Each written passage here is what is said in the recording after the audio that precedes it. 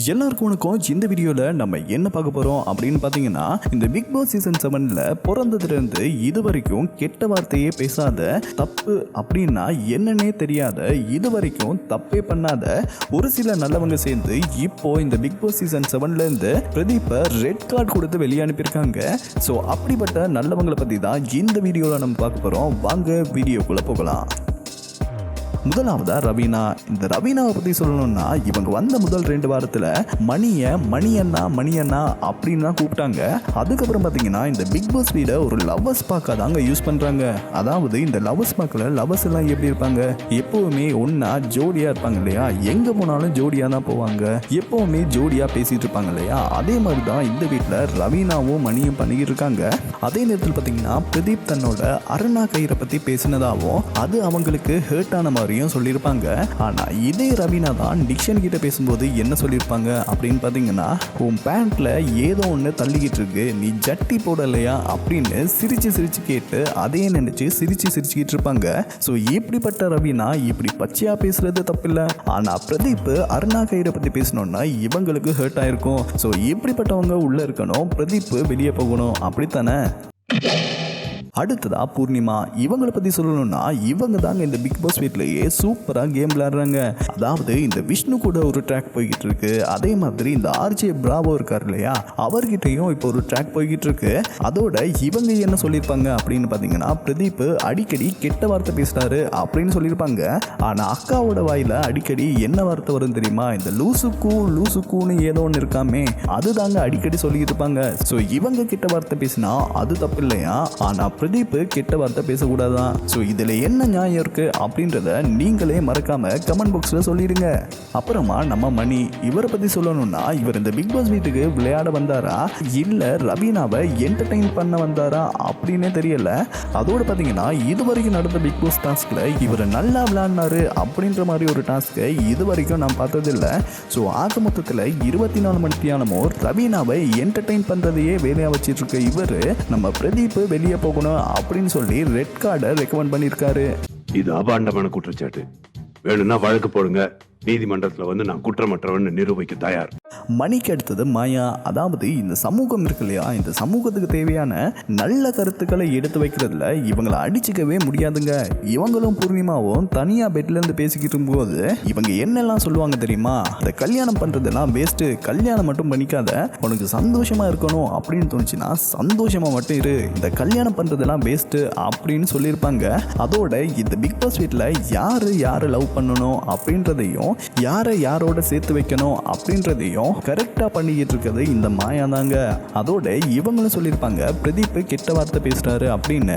ஆனா இதுவே லைவ்ல பாத்தீங்க அப்படின்னு வைங்களேன், நம்ம மாயா அக்கா 10 நிமிஷம் பேசினாங்கன்னா அதுல 9 நிமிஷம் வந்து பீப் சவுண்ட் தாங்க போடணும். அந்த அளவுக்கு தூய தமிழ்ல பேசிக்கிட்டு இருப்பாங்க. ஸோ இப்படிப்பட்ட மாயா அக்கா பிரதீப்பை வெளியே போகணும் அப்படின்னு சொல்லி பிரதீப்புக்கு ரெட் கார்டை ரெக்கமெண்ட் பண்ணியிருக்காங்க. மாயாக்கு அடுத்ததா விஷ்ணு. இவர் என்ன சொல்லியிருக்காருன்னா, பிரதீப் வந்து பொண்ணுங்க விஷயத்தில் தப்பாக நடந்துக்கிறான், அவனை பார்த்தாலே பயமாக இருக்கு அப்படின்ற மாதிரி சொல்லியிருப்பாரு. ஆனால் இதே விஷ்ணு தான் பூர்ணிமா கிட்ட எனக்கு உன் மேலே இன்ட்ரெஸ்ட் இருக்கு, உனக்கு என் மேலே இன்ட்ரெஸ்ட் இருக்கா அப்படின்னு மெதுவாக கேட்டிருப்பாரு. அது மட்டும் இல்லாமல் பிரதீப் இது வரைக்கும் எந்த பொண்ணுங்க மேலுமே கை வச்சது கிடையாது. ஆனால் விஷ்ணு அக்ஷயா கூட ஒரு சண்டை இருக்குல்ல, அந்த சண்டையில் அக்ஷயா கையை முறுக்கி கீழே தள்ளி விட்டுருப்பாரு. அது மட்டும் இல்லாமல் அக்ஷயாவை தேவையில்லாத மாதிரியெல்லாம் நிறைய பேசியிருப்பாரு. ஸோ இப்படிப்பட்ட உத்தமர் பொண்ணுங்க விஷயத்துல பிரதீப் தப்பா நடந்துக்கிறான் அப்படின்னு சொல்லி அவருக்கு ரெட் கார்டை ரெக்கமெண்ட் பண்ணியிருப்பாரு. சொல்லுங்க. இவருக்கு அடுத்தது தான் நிக்ஷனை பற்றி சொல்லணும்னா, இந்த சீசனோட மன்மதன் அப்படின்னே சொல்லலாம். அதாவது இந்த காதல் வளர்த்தேன் பாட்டு இருக்கு இல்லையா, அந்த பாட்டில் சிம்பு கூட அந்த பொண்ணை அவ்வளவு லவ் பண்ணியிருக்க மாட்டாருங்க. ஏன்னா அந்த அளவுக்கு நிக்ஷன் பைத்தியகாரத்தனமா ஐஷு பின்னாடியே சுற்றிக்கிட்டு இருக்காரு. அது மட்டும் இல்லாமல் ஐஷு எனக்கு வெளியே ஆள் இருக்கு அப்படின்னு சொன்னதுக்கு அப்புறமும் இன்னொருத்தன் ஆளை வந்து இவ்வளவு கேவலமாக லவ் பண்ணிக்கிட்டு இருக்காரு. ஸோ இப்படிப்பட்ட நிக்ஷனும் பிரதீப் வெளியே போகணும் அப்படின்னு சொல்லி ரெட் கார்டை ரெக்கமெண்ட் பண்ணியிருக்காரு. ஸோ நிக்ஷன் உள்ள இருக்கும்போது பிரதீப் வெளியே போனது சரிதான் அப்படின்னு உங்களில் எத்தனை பேர் நினைக்கிறீங்க? அவங்கெல்லாம் மறக்காம கமெண்ட் பாக்ஸில் கீழே கமெண்ட் பண்ணிடுங்க. அதே மாதிரி ஜோவிகா இவங்க என்ன சொல்லியிருப்பாங்கன்னா, இந்த நிகழ்ச்சியை சின்ன பசங்க நிறைய பேர் பார்க்குறாங்க. அப்படி இருக்கும்போது பிரதீப் அடிக்கடி கெட்ட வார்த்தை பேசுறாரு, இது அவங்களுக்கு தப்பா போய் முடியும் அப்படின்னு சொல்லுவாங்க. ஆமா, இதே சின்ன பிள்ளைங்க தான் ஜோவிகா பெரியவங்களுக்கு மரியாதை கொடுக்காம பேசினாங்க இல்லையா, அதையும் பார்த்துக்கிட்டு இருப்பாங்க. அதே மாதிரி ஒரு கட்டத்தில் பிரதீப்பை டா போட்டு கூட பேசியிருப்பாங்க, அதையும் பார்த்துக்கிட்டு இருப்பாங்க.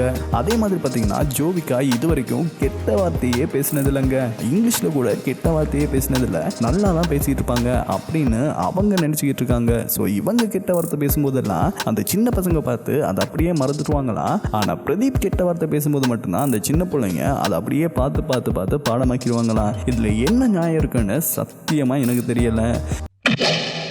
ஜோவிகாவுக்கு அடுத்ததாக பார்த்தீங்கன்னா விக்ரம். இந்த சீசன்லேயே பெஸ்ட் பிளேயர் விக்ரம் தாங்க. எந்த டாஸ்காக இருக்கட்டும் அவர் இல்லாமல் அந்த டாஸ்க் நடக்காது. டாஸ்க்குக்காக உயிரை கொடுத்து விளையாடுவார். அது மட்டும் இல்லாமல் டெய்லி கண்டென்ட் கொடுத்துக்கிட்டே இருப்பார். ஸோ இப்படிப்பட்ட விக்ரமும் என்ன சொல்லியிருக்காரு அப்படின்னு பார்த்தீங்கன்னா, பிரதீப் இந்த வீட்டில் இருக்க தகுதி இல்லை, அதனால் அவருக்கு ரெட் கார்டு கொடுங்க அப்படின்னு ரெட் கார்டை ரெக்கமெண்ட் பண்ணியிருக்காரு.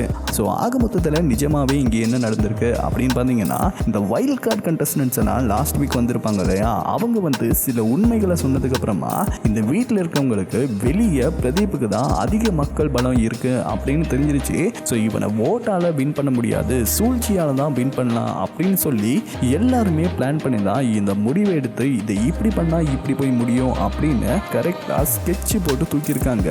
அது மட்டும் இல்லாமல் இந்த பிக் பாஸ் சீசன்ல கெட்ட வார்த்தை பேசுறது, பெண்கள் கிட்ட அத்துமீறி நடக்கிறதுக்கெல்லாம் ரெட் கார்டு கொடுக்கணும் அப்படின்னு பார்த்தீங்கன்னா போன சீசன்ல அசீம் வாங்கியிருக்கணும். ஸோ அவருக்கு ரெட் கார்டு கொடுக்காம இப்போ பிரதீப்புக்கு கொடுத்தது என்னால் ஏற்றுக்க முடியல.